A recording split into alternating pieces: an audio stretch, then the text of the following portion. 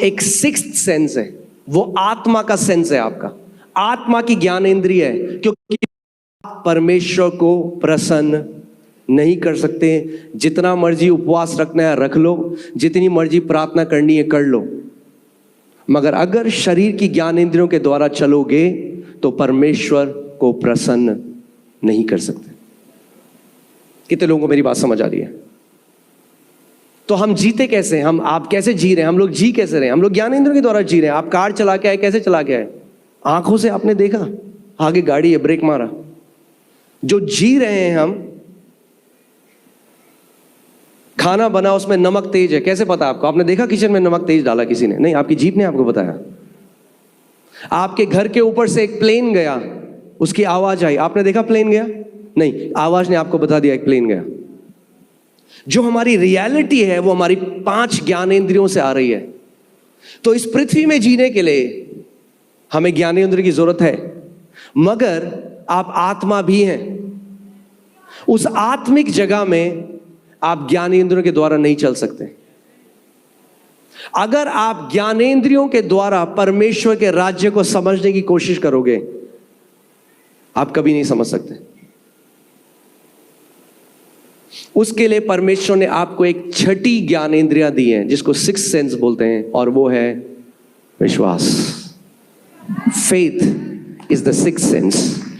विश्वास वो छठवीं इंद्री है जिसके द्वारा आप अनदेखी चीजों को देख सकते हैं, अनसुनी चीजों को सुन सकते हैं, जो यहां पर है ही नहीं उनको छू सकते हैं।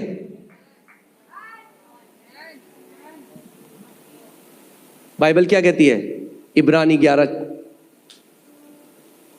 विश्वास अनदेखी वस्तुओं का निश्चय है। विश्वास क्या है? विश्वास एक सिक्स्थ सेंस है, वो आत्मा का सेंस है आपका, आत्मा की ज्ञान इंद्रिय है। क्योंकि विश्वास कैसे आता है? याद है आपको? परमेश्वर ने हमें क्या दिया है? विश्वास का आत्मा।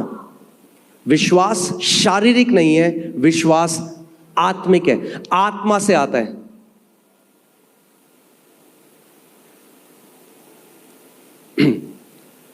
कितने लोग यहां पर विश्वास करते हैं कि प्रभु यीशु मसीह क्रूस पे गया और तीसरे दिन मुर्दों में से जिंदा हो गया?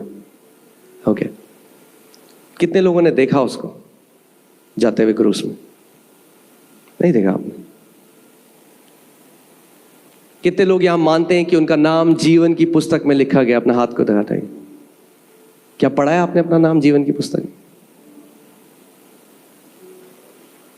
आप समझ रहे हैं मैं क्या कह रहा हूं?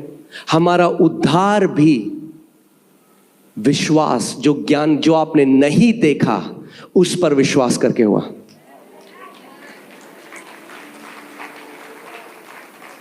और कई मसीह लोग क्या गलती करते हैं? उद्धार तो पा लेते हैं ऐसे, मगर फिर जब प्रभु में आते हैं तो फिर से शारीरिक चाल चलने लग जाते हैं, शारीरिक ज्ञान इंद्रियों के द्वारा चलने लग जाते हैं।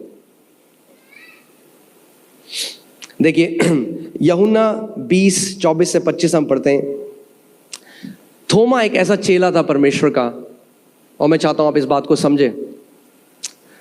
इसमें लिखा है, परंतु 12 में से एक अर्थात थोमा, जो दिदुमुस कहलाता है, जब यीशु आया तो उसके साथ न था। जब अन्य चेले उससे कहने लगे, हमने प्रभु को देखा है, तब उसने उनसे कहा, जब तक मैं उसके हाथों में कीलों के छेद को न देख लूं और कीलों के छेद में अपनी उंगली को न डाल लूं और उसके पंजर में अपना हाथ न डाल लूं, तब तक मैं विश्वास नहीं करूंगा।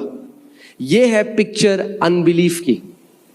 अब मैं आज आपको डेफिनेशन देता हूं अनबिलीफ की, आप समझे। अनबिलीफ कुछ भी नहीं है। अनबिलीफ वो है जब आप उससे अपने 5 इंद्रियों से देखना चाहते हैं। पहले थोमा ने कहा, मैं नहीं मानूंगा ऐसे। पहले जब तक मैं देखूंगा नहीं, सुना है आपने लोगों को ऐसे कहते हुए? जब तक देखूंगा नहीं तब तक मानूंगा नहीं, दिखा दो तो मान जाऊंगा। प्रभु कहता है ऐसा विश्वास काम नहीं करता। वो कहता है मान जा तो दिखा दूंगा।